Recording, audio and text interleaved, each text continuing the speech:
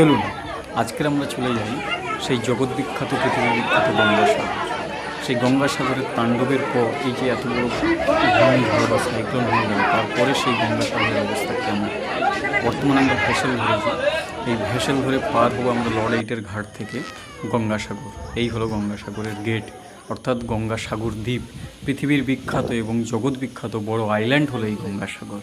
আর এই দ্বীপ থেকে একটু আগিয়ে আসলে এই যে শুনশান পরিবেশটা দেখছেন, হ্যাঁ, ঝড়ে ক্ষতবিক্ষত হয়ে কেমন শুনশান পরিষ্কার পরিপাটি হয়ে বসে আছে, এটাই হলো সেই গঙ্গাসাগরের বাস স্ট্যান্ড, যেখানে পুজোর সময় বা কোনো ফেস্টিভ্যালের সময় বা মকর সংক্রান্তি স্নানের সময় মানুষ 1.5 থেকে 2 ঘন্টা লাইনে দাঁড়িয়ে থাকে।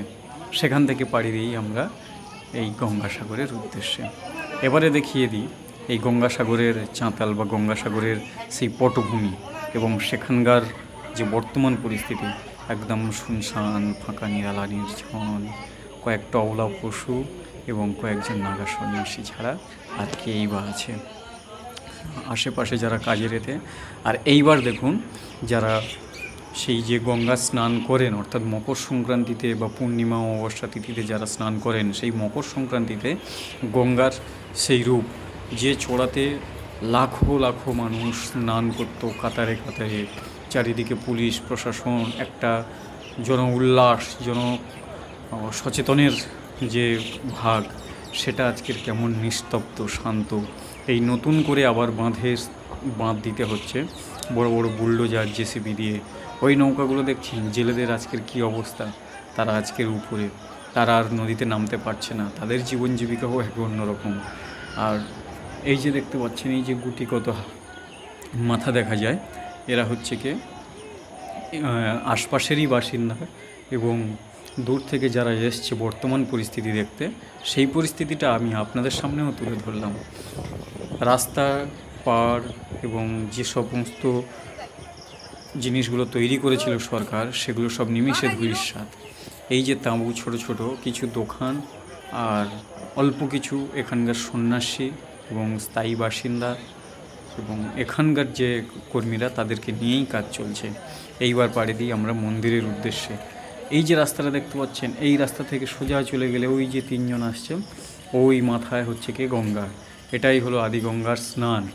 আর এইবার ঘুরিয়ে ঘুরিয়ে দেখাই, এই যে স্টলগুলো দেখতে পাচ্ছেন, এই স্টলগুলো হলো গভর্নমেন্ট থেকে করা হয়েছে, তখন আগোছালো ছিল, এগুলো গুছিয়ে সুন্দর করে চারিদিকে পরিপাটি এবং সুন্দর একটা পরিবেশের তৈরি করা হয়েছে, সেটা সরকার থেকে। এখানে স্টল থাকা এবং দোকান, জামা কাপড় ছাড়া সমস্ত কিছু। এইবার দেখাই একটু পবিত্র কপিলমুনির সরোবর। সেই পবিত্র কপিলমুনির সরোবর, এই যে মা গঙ্গা যেখান থেকে এসেছিল, অর্থাৎ স্বর্গ থেকে, সেই চিত্রটা এখানে দেখিয়েছে। যে এই গঙ্গাসাগরের উৎপত্তি, সেসব ইতিহাস পরে নয় জানা যাবে, আপাতত সরোবরটা দেখুন।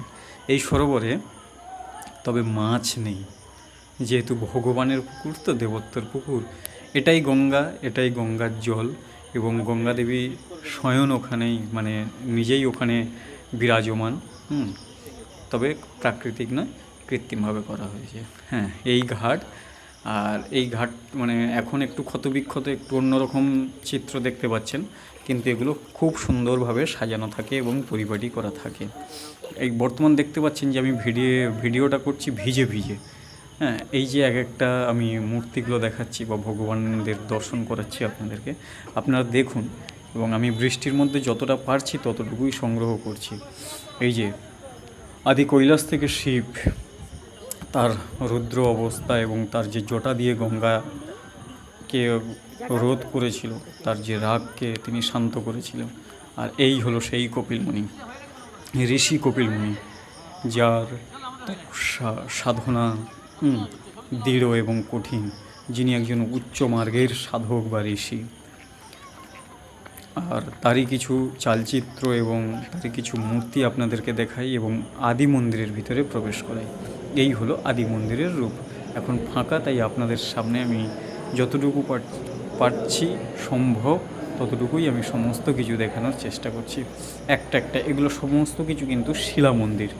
হ্যাঁ, এই যে হলো মা ভবতারিণী, আদ্যাশক্তি মহামায়া হ্যাঁ, এখানেই বিরাজমান এবং একটা একটা করে দেখাই সম্পূর্ণ হলটা এবং গেট। এই দেখতে পাচ্ছেন হলটা। স্থানীয় এবং কাছাকাছি যারা আছে তারাই এসছে, এবং যারা দূর থেকে ট্রেনে এসছিল তারা সাইক্লোনের এত তাণ্ডব বুঝতে পারেনি, এসে গেছে। এখানে সমস্ত কিছু এক একটা ধরে ধরে আমি দেবদেবতাদেরকে দেখাই, এবং পিলমণিকেও আমি দর্শন করিয়েছি। মাঝখানের যে মেন শিলাটা, সেই শিলাটা এটা হলো নরসিংহ দেবতা, এবং পাশেই রয়েছে স্বামীজি। এমন কিছু নতুন তথ্য জানতে সঙ্গে থাকুন।